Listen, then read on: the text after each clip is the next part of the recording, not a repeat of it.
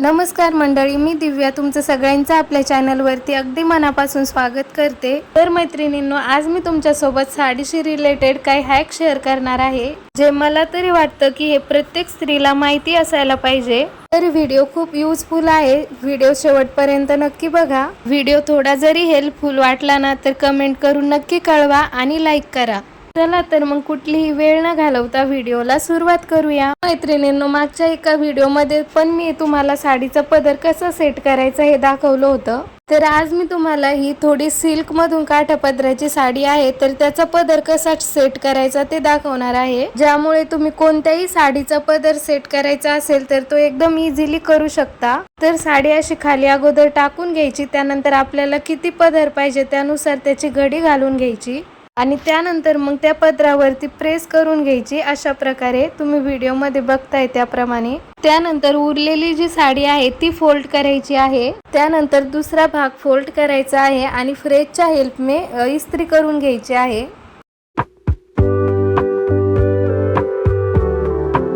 त्यानंतर उरलेला भाग फोल्ड करून त्याची पण प्रेस करून घ्यायची। तर तुम्ही बघू शकता इथे दोन्ही पण फोल्ड सेम झालेले आहेत आणि पुन्हा त्या पदरावरती पण प्रेस करून घ्यायचे आहे वरतून। आणि एवढं झालं की हा पदर व्यवस्थित ओपन करून घ्यायचा। इथे तुम्ही पाहू शकता साडीचा पदर ओपन केल्यानंतर छोट्या छोट्या प्लेट्स पडलेल्या आहेत। आणि आता आपल्याला काय करायचंय, आपण सर्वप्रथम जी प्लेट फोल्ड केली होती आणि 1 बाय 1 सर्व प्लेट फोल्ड करत जायच्या। फर्स्ट टाइम तुम्ही जेव्हा हे ट्राय कराल तेव्हा तुम्हाला थोडंसं हे कठीण जाईल, पण सेकंड टाइम जेव्हा तुम्ही हे कराल ना तर तेव्हा तुम्हाला हे खूप सोपं वाटेल। साडीचा पदर सेट करायची मला ही सोपी ट्रिक वाटली। त्या साडीचा पदर सेट करायला माझा वेळ जातो ना, तर त्या साडीचा पदर मी आदल्या दिवशीच असा सेट करून ठेवते।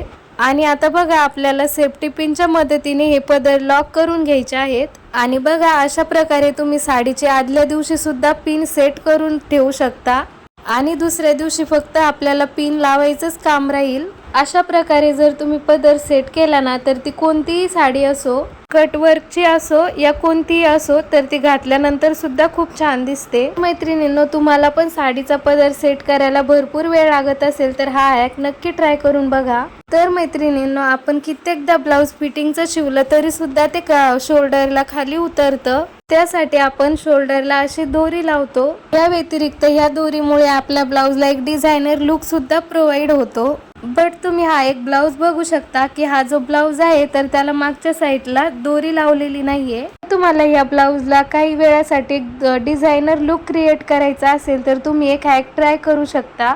तर आपल्या घरामध्ये एखादी लेस असेल कोणतीही, तर ती लेस आपल्याला सेफ्टी पिनच्या मदतीने अशी ब्लाऊजला लावून घ्यायची आहे, किंवा तुम्ही सुई धाग्याने सुद्धा शिवू शकता काही वेळासाठी। बघा, अशा प्रकारे या ब्लाऊजला एक छोटासा डिझायनर लुक क्रिएट केला।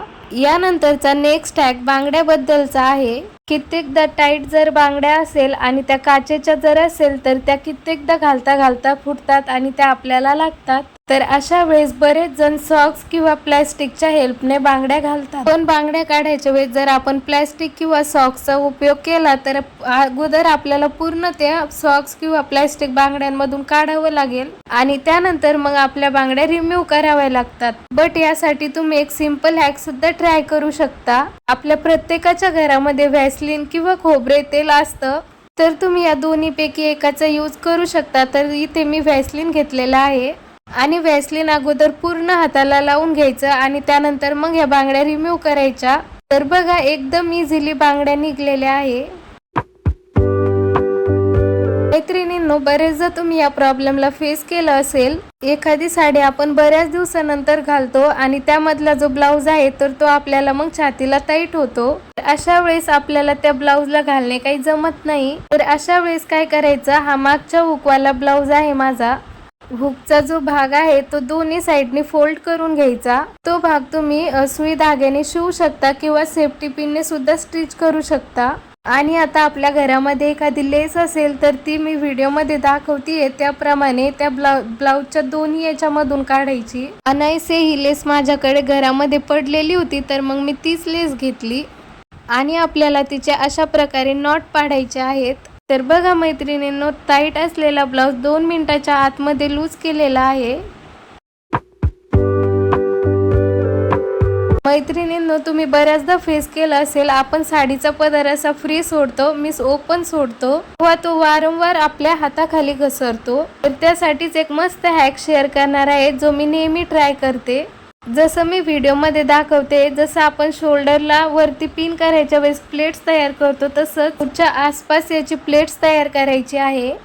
आणि आता त्या सेफ्टी पिनच्या हेल्पने ब्लाऊजला अटॅच करायच्या. आता तुम्ही कितीही हात सरळ केला तर साडीचा पदर जो आहे तो वारंवार खाली घसरणार नाही. तर मैत्रिणींनो, आपण कुठेही बाहेर जायचं असेल तर आपण मेकअप तर करतोच, पण जेव्हा तो मेकअप रिमूव्ह करायची वेळ येते तेव्हा तो मेकअप आपण व्यवस्थित रिमूव्ह करत नाही. त्यामुळे आपल्या चेहऱ्यावर पिंपल्स होतात आणि आपला चेहरा ड्राय होऊ शकतो. तर अशा वेळेस मी तुमच्यासोबत एक सिंपल ट्रिक शेअर करणार आहे. मी फेस वॉशने चेहरा वॉश करून घेतला तरी सुद्धा माझ्या चेहऱ्यावरची लिपस्टिक आणि काजळ व्यवस्थित निघलेलं नाहीये. तर यासाठी मार्केटमध्ये खूप महागडे मेकअप रिमूव्हर भेटतात. पण तुमच्याकडे जर ते नसेल तर आपल्याला प्रत्येकाच्या घरामध्ये खोबरे तेल किंवा व्हॅसलीन तर असतेच. ते डोळ्याच्या वरती किंवा ओठावरती अप्लाय करायचं आहे आणि थोड्या वेळाने कॉटनने किंवा एखाद्या कपड्याने पुसून घ्यायचं. तर असं केल्याने सगळा मेकअप आपला एकदम छान रिमूव्ह होतो. त्यानंतर बऱ्याच जणांना सवय असते की मेटलच्या बांगड्या यूज करायच्या, पण त्या काही दिवसांनी थोड्या अशा इकडे तिकडे पडून राहिल्यामुळे अशा वाकड्या होतात. मग आपण अशाच त्या फेकून देतो. तर यासाठी एक सिंपल ट्रिक आहे. आपल्याला पाणी पिण्याचा एखादा ग्लास घ्यायचा आणि बांगडी त्यामध्ये घालायची 1 बाय 1 करून. तर असं केल्याने तुम्ही बघू शकता बांगड्या एकदम गोल शेपमध्ये होत आहे. खूप सोपी आणि सिंपल ट्रिक आहे मैत्रिणींनो, एकदा नक्की ट्राय करून बघा.